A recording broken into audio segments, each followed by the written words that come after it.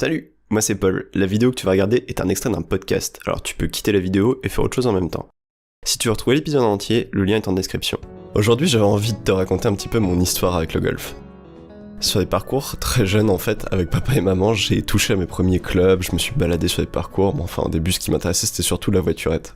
Non, en réalité, j'ai réellement commencé le golf à 11 ans quand j'ai emménagé en Vendée. Au golf de la Domangère, pour ceux qui connaissent pas, c'est un des golfs les plus durs de France, enfin avec le slope le plus élevé. C'est un parcours qui est assez long, qui est plutôt joli, en tout cas si vous avez l'occasion de le faire, je vous le souhaite. Voilà, je commence à 11 ans, le golf, assez rapidement, bon, j'étais assez grand pour mon âge, etc. Je réussis à jouer 24, je pense, en une année. Enfin bon, disons que mon niveau de départ, c'était en dessous de 30, quoi, après un an. Et donc, deuxième année, je rentre en équipe jeune, je sais pas exactement comment c'était, mais performance ou quelque chose comme ça. Enfin bon, l'équipe qui faisait les tournois pour le club. Et à cette époque-là, j'ai rencontré pas mal de très très bons golfeurs, enfin, et de personnes qui sont devenues des très bons golfeurs. Sauf que moi, ça m'est jamais arrivé en fait. J'ai jamais été un excellent golfeur. Voilà, mon meilleur index atteint à 16 ans, 13.4 en 2014. Le but c'est pas de dire que c'est bon, que c'est pas bon. En fait, c'est simplement de dire qu'il y a quelque chose qui m'a toujours intrigué, c'est que certaines personnes deviennent très très bons au golf et certaines personnes comme moi, pas trop. À l'époque, je m'étais pas vraiment demandé pourquoi, mais avec le recul, pourtant je m'entraînais régulièrement, mais probablement pas autant qu'eux.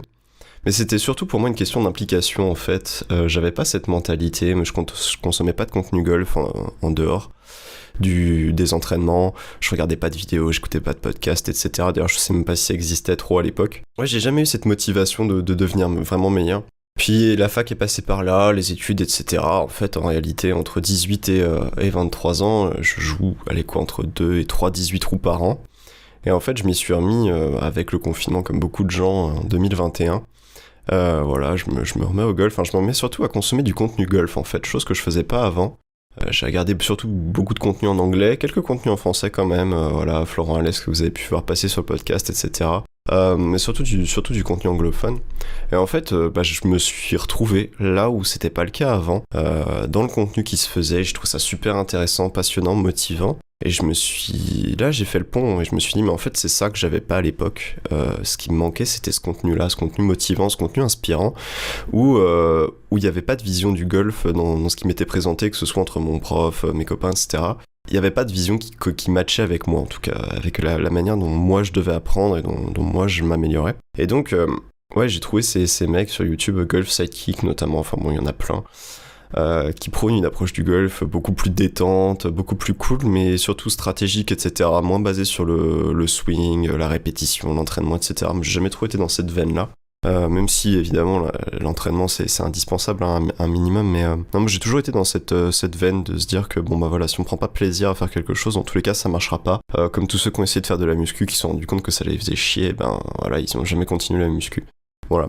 Et en fait Tribu Golf à la base c'est un peu ça, c'est-à-dire que je me suis dit tiens si je créais le contenu que moi j'aurais aimé avoir, et au moment en 2021 avec le confinement etc, j'écoutais énormément de podcasts, pas du tout de golf mais de pas mal de sujets mais pas sur le golf, et je me suis dit tiens il y a pas énormément de podcasts sur le golf, j'en ai cherché quelques-uns et j'en ai pas trouvé trop qui me plaisaient. Il y a Swing, quelque chose de très institutionnel, très radio, et puis surtout qui est centré sur Golf Pro, donc ça m'intéressait pas trop. Et il y a Eagle Podcast que j'ai pas trop réussi à trouver, en fait je l'ai trouvé après coup, donc c'est pas évident de trouver un podcast de golf qui convienne.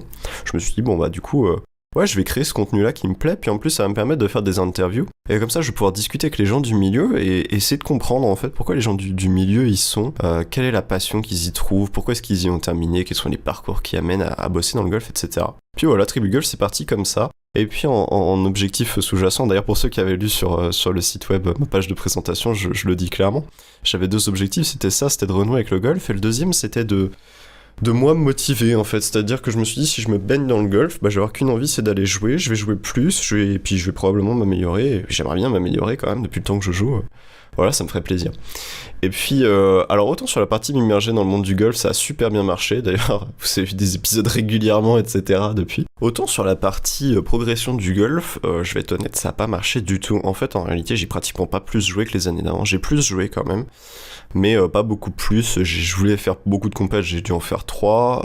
Mon index avec le WHS qui était remonté à 15 est descendu à 14.7.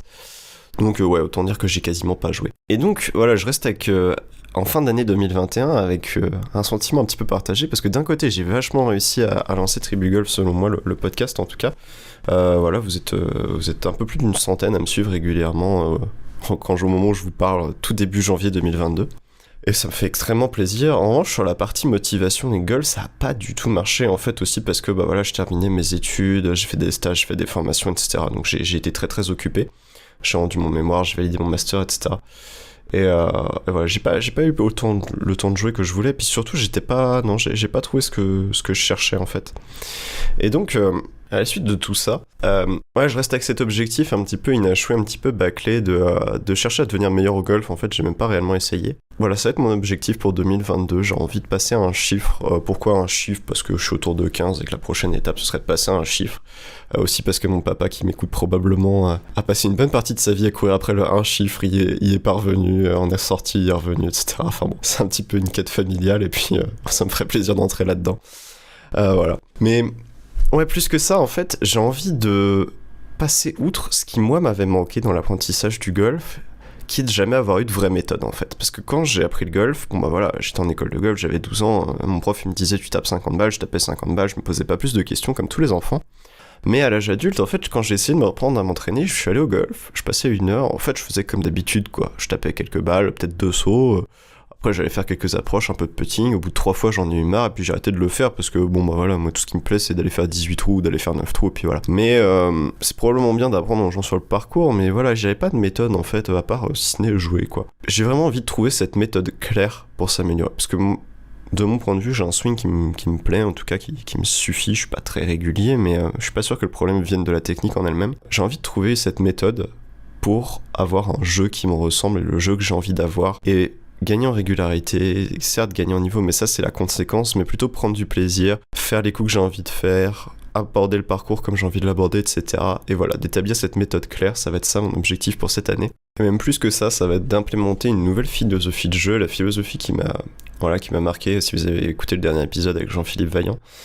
Cette philosophie du remettre le jeu au centre de l'apprentissage et de pas jouer à un jeu de swing, mais de jouer à un jeu de golf, quoi. Le but c'est de mettre la balle dans un trou en moins de coups possible et d'arrêter de vouloir faire des coups incroyables ou ce genre de choses et de mieux approcher le golf, en fait. Voilà, j'ai envie de créer une méthode pour ça et ça va être mon objectif de cette année.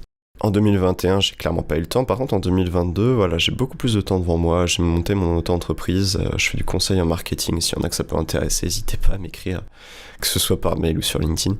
Je vais avoir ce temps et du coup, je veux me lancer ce vrai défi sur l'année 2022. Je veux passer un chiffre. Je veux établir une méthode d'entraînement et d'approche du jeu qui permettent de le faire. Et je veux retrouver le plaisir de jouer. Ça, ce sont mes objectifs en tant que joueur. Jusqu'ici, je vous ai parlé que de moi en tant que golfeur, en tout cas dans cet épisode. Et je vous ai pas tout dit, effectivement, je pense qu'il y en a certains qui s'en sont doutés. Mais j'ai aussi un rêve un peu fou, en fait, c'est de faire partie un jour de ce monde du golf que j'essaie de vous peindre, dont j'essaie d'ouvrir les portes depuis quelques mois. Et moi aussi, un jour, j'aimerais bien vivre du golf, vivre de ma passion. Même si vivre de sa passion, c'est vrai que c'est un petit peu galvaudé, mais en fait, c'est parce que voilà, je me retrouve dans ce sport et j'incarne ses valeurs, en tout cas, du moins, je me les approprie, je me sens bien au golf, j'aime la nature, j'aime le calme, j'aime, partager des moments simples avec des petits groupes de personnes. Et tout ça dans le golf, c'est ça qui me plaît. Et donc, moi aussi, j'ai envie de faire partie un jour de ce monde-là. Et donc ça veut dire que oui, j'aimerais bien un jour réussir à gagner ma vie avec Tribu Golf. Je voulais que ça soit complètement clair parce que c'est pas un objectif caché, c'est pas une honte. Non, j'aimerais bien un jour réussir à monétiser Tribu Golf au point d'en vivre. Probablement pas dans les prochains mois, même dans cette année à venir, mais c'est quelque chose qui va venir. Je tenais vraiment à être absolument transparent sur ce point-là. Si j'ai lancé le podcast aussi à la base, c'était pour promouvoir le golf en France, quand je trouve qu'on est un tout petit pays de golf et j'arrive pas vraiment à comprendre pourquoi, enfin même si à travers les épisodes on trouve des éléments. J'ai envie d'inspirer des nouveaux golfeurs et d'entretenir la flamme chez les golfeurs qui étaient un petit peu comme moi, qui diminuaient, et puis de donner aussi d'entretenir la flamme chez ceux qui sont complètement mordus, mais pour pas que ça fasse comme moi à l'époque et qui se retrouvent pas dans le contenu, et puis qui perdent un petit peu le golf de vue. J'ai vraiment envie de créer une émulation, que ce soit autour des professionnels du golf, parce qu'on fait plein de super trucs autour du golf en France, qu'on met vraiment pas assez en avant.